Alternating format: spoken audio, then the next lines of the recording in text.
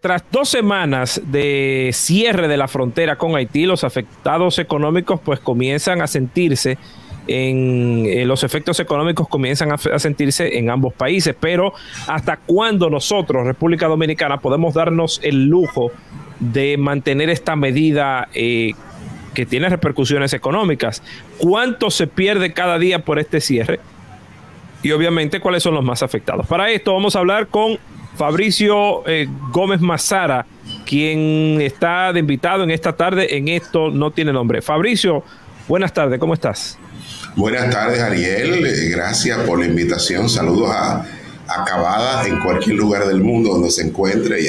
Cavada está en Nueva York cubriendo la organización de la Asamblea de la Organización de las Naciones Unidas, y Miralba está por Punta Cana. Yo me robé este programa hoy. Este programa es mío hoy. Ganándoselo de hoy. Tiene nombre este programa hoy. Ah, claro, Ariel. Ariel. Don Fabricio, sí. Realmente, empezando, ¿fue atinada la medida del gobierno de cerrar la frontera pensando y sabiendo, porque estoy 100% seguro que cuando se planteó la forma del cierre de la frontera, al presidente de la República también se le planteó, mira, aquí se va a perder algo? Entonces, ¿fue atinada esa medida? Mira, yo te lo puedo decir desde el punto de vista económico. Esos temas que tocan fibras más allá de lo estrictamente económico son difíciles de abordar. Yo pienso que el cierre de la frontera parece ser que era parte de una estrategia gubernamental, un poco para darle mayor volumen, mayor sustento al discurso del presidente ante la Asamblea General de las Naciones Unidas. Y parece que dentro de la estrategia se logró, digamos, cierto impacto, porque se temía que la presencia del presidente ucraniano Volodymyr Zelensky eclipsara completamente cualquier otro tema en Naciones Unidas, el tema de la guerra. Y lógicamente el hecho de que el presidente Biden de alguna manera también se refiriera a la situación haitiana, diciendo que no se podía esperar más para ir en auxilio de Haití, pues eso le puso un poco también la alfombra al presidente Abinader, que habló sobre el tema, habló, dio detalles, y creo que hizo un buen performance, porque por primera vez creo que pone en evidencia el tema de que ahora se atacaba a un recurso estratégico como es el tema de los recursos naturales, en este caso de un río, y puso en relieve el tema de la diferencia en términos de responsabilidad con el medio ambiente con que se han manejado las dos naciones, ¿no? El hecho de que tire una foto en la frontera y mire de un lado y mire de otro cómo está, digamos, la cobertura boscosa, y usted se va a dar cuenta que hay un país que ha actuado con mayor responsabilidad con el tema de la preservación de los recursos naturales, en un tema donde el calentamiento global fue uno de los temas principales que se trataron en la Asamblea. Creo que dentro de ese punto de vista, sí, la estrategia de alguna manera funcionó. Ahora bien, a nivel económico, desde el punto de vista económico, no creo que sea una buena estrategia mantener cerrada, no la frontera, porque ya eso es un tema político y migratorio. Mantener los 4 mercados binacionales cerrados no es una decisión económica por lo menos sostenible ni siquiera en el corto plazo. Es decir, hay que buscar la manera de abrir los mercados binacionales. Los mercados binacionales no aguantan una semana más cerrados. ¿Cuántos millones? Escuché una cifra de la Federación de Comerciantes de 1,000 y pico de millones de pesos al mes, creo, y de algunos 20 millones de pesos diarios. Pero realmente estas cifras son así. ¿Cuánto se está perdiendo en la frontera? ¿Cuánto se está dejando de vender en la frontera? Mira, el estudio más acabado que se ha hecho sobre los mercados fronterizo o el comercio transfronterizo lo hizo el Banco Central con cifras del 2014 al 2018, que invito a todos los que puedan ojearlo, mirarlo, porque está disponible en su página web.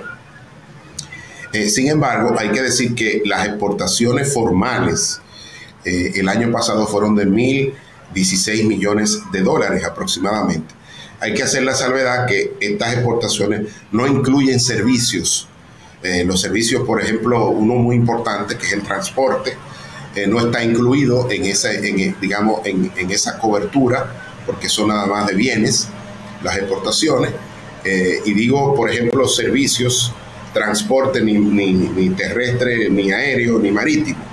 El transporte es un elemento muy importante a la hora de calcular el costo real de las exportaciones. Pero bueno, se habla de esa cifra de 1.018 millones de dólares, y lo que hacen los periodistas es que lo dividen entre el número de días y da aproximadamente 2.8 millones de dólares diarios.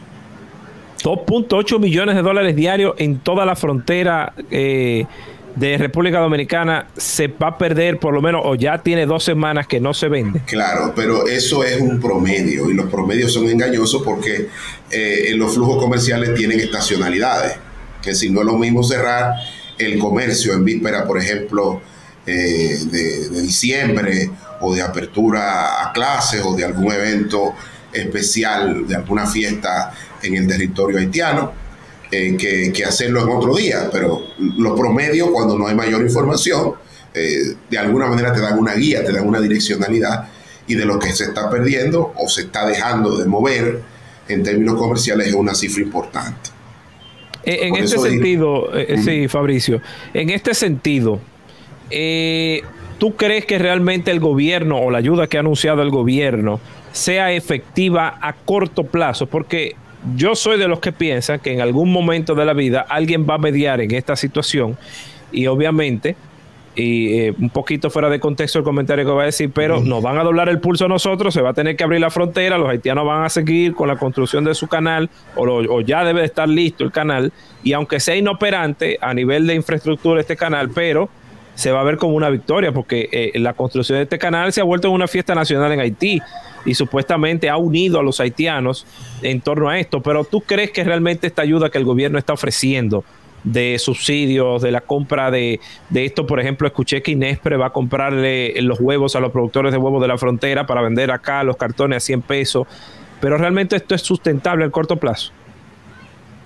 Yo creo que no. Yo pienso que no. Es decir, mira, y voy a tomar un tema.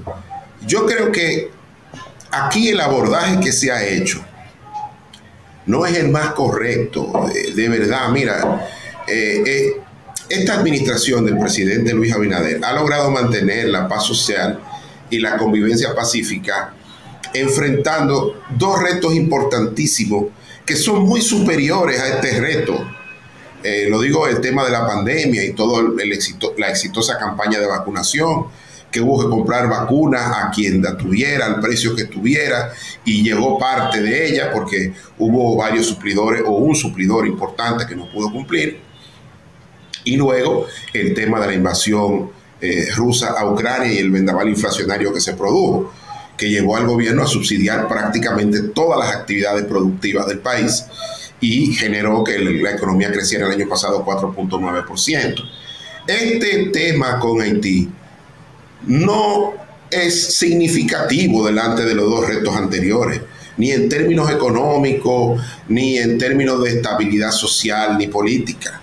Yo creo que aquí ha habido un abordaje hasta cierto punto que pone en una situación difícil.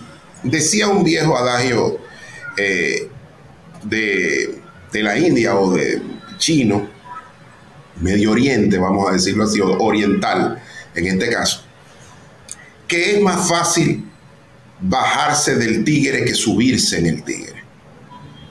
Es decir, yo creo que aquí se ha subido en el tigre con un lenguaje, con una estrategia que tiene 2 partes, ¿no? Tiene una parte, como dije, que apoyaba el discurso del presidente y la estrategia de cara a Naciones Unidas para darle visibilidad al problema a nivel internacional, que creo que se cumplió esa parte.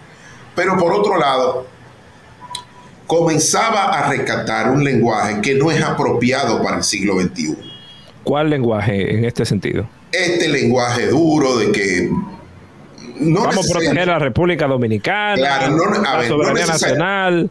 Quiero excluir al presidente, porque creo que tanto su actuación en Columbia University como en las propias Naciones Unidas tuvo a la altura, ¿no? Fue tolerante con la estudiante, que llegó a ser irrespetuosa, y frente a Naciones Unidas creo que utilizó palabras claras sin necesariamente ofender a nuestro nunca bien ponderado vecino.